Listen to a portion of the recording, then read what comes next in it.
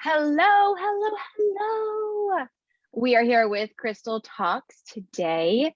Thrilled to be here with you. We have got a really cool crystal today. And I was so impressed by all the information I learned about this crystal. So, well, technically it's a gemstone, but this gemstone crystal actually was not considered a gemstone throughout history for a long time throughout history. It was used in construction, in agriculture, in architecture, and it wasn't considered a gemstone with healing properties. So I thought that was really, really interesting. And it's because this stone in particular is very common, and it's very has a strength about it to be used in construction and stuff like that. So Cynthia, tell us, what are we talking about today? It is a fascinating stone. It's soft on the Mohs hardness scale. It only has 3, but it's such a beautiful stone. It's hard for me to imagine that they didn't consider the healing properties of honey calcite. Just beautiful, beautiful stone that makes you just feels warm and yummy just looking at it. Yeah, it wasn't until the 12th century that a mineralogist and healing stone collector, Hilgard von Bingen, believed that calcite could treat open wounds, spleen disease, stomach ailments, and actually kill maggots. So it wasn't until then that people started opening up to use this stone for healing purposes beyond architecture, construction, and agriculture. So really, really, I just found that so interesting. It's like you said, how I can't imagine not using the benefits of this stone. So tell us, what are the benefits, Cynthia? Well, it has many aspects to it because it has the unique properties of not only activating, and I'm sure you'll talk about this more, our lower chakras of security and creativity, but it also activates that third eye to help us focus that creativity. And that's why it's a stone of manifestation and transformation, because it can help us. So we're talking this month about stones of of opportunity and luck. It helps you create your opportunity by bringing those dreams into reality, high tuning your abilities so that you can create what you want to create. It's a very, very cleansing stone as well. Not only cleanses, you, if you wear it, as we'll talk about, but also the other stones around it that are in your auric field. It helps give you, as we talked about, the confidence and then courage. It enhances your feeling of self-worth and self-esteem. That's so important if you're going forward, if you're going for those big dreams that we can be a little timid about going forward with, right? It also helps us learn new information and new skills. And of course, that's what you need to do. Success is at the edge of your comfort zone. So, you've got to push past that. And this stone is going to be a great one to help you with that. At the same time, it boosts energy and optimism and helps you helps support you completing those difficult tasks, which, once we've done them, they're not so difficult, but they seem difficult going in. At the same time, it also it helps to alleviate stress and stabilize your emotions. As far as physical, it helps to absorb calcium by our body and break down that calcification, which a lot of people contributes toward arthritis. It supports physical healing, particularly physical healing that have roots in emotional trauma, how they're connected through our auric fields, and especially those that have to do with skin and weight issues. So that's just a few of the myriad of benefits that we can get from honey calcite. What else would you like to tell us about honey calcite, Katie? So you were talking about the chakras, right? And this is a really cool stone because it actually aligns with 4 chakras. It works really well with the root, the sacral, the solar plexus, and the third eye chakras. And so honey calcite has this property, this vibration, this energy that supports you in building emotional resilience and emotional intelligence. So it kind of takes that energy of the sacral chakra where we have water and emotions and things like that, and it grounds it down with your root, but it pulls it up through that solar plexus and into your third eye to build that intelligence and that perception and the ability to have resilience through your emotions.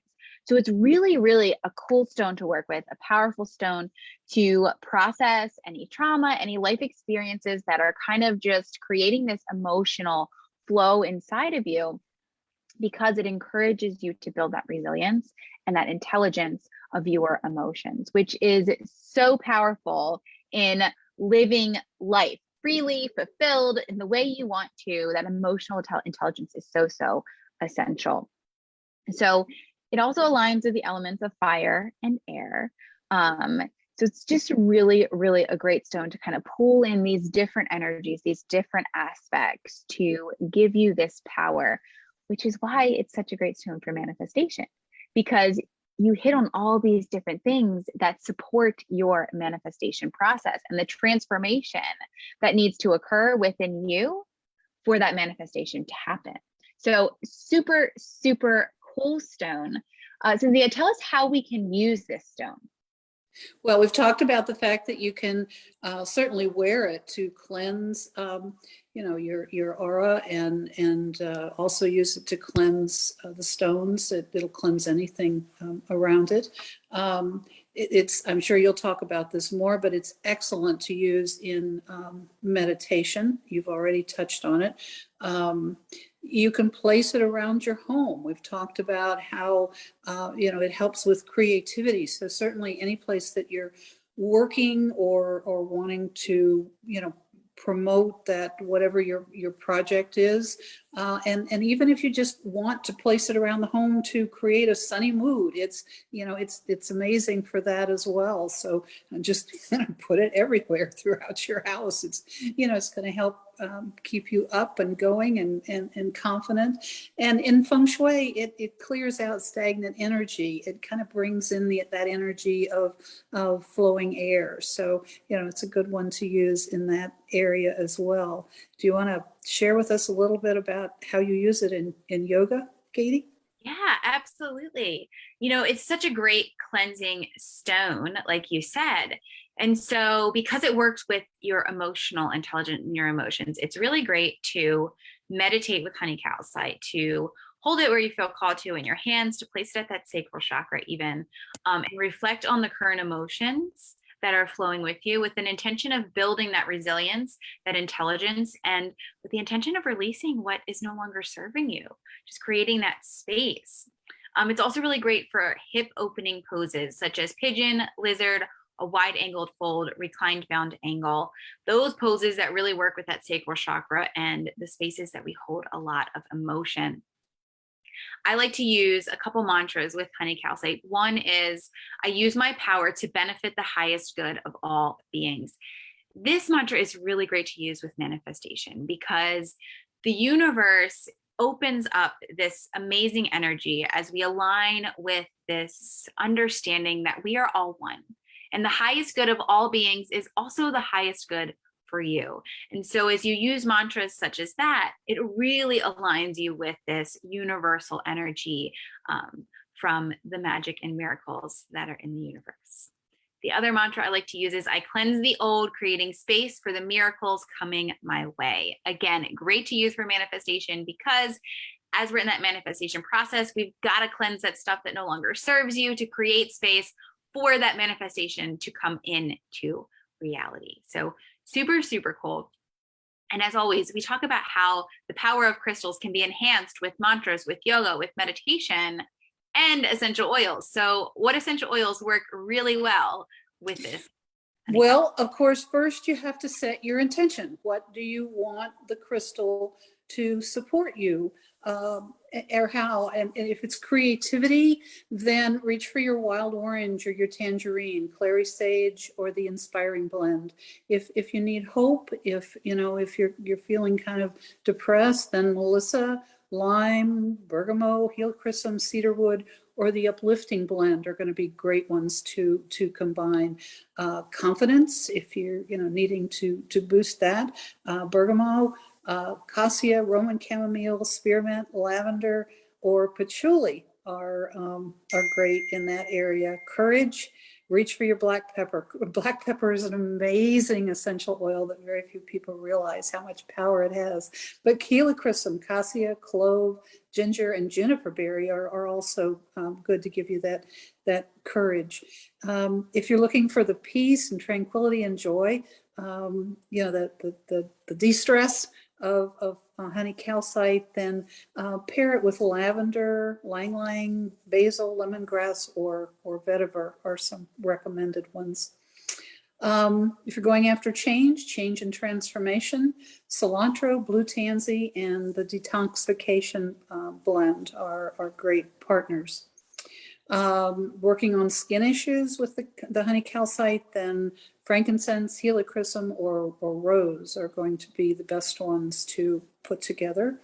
And metabolism is boosted by cinnamon, grapefruit, lemon, and ginger.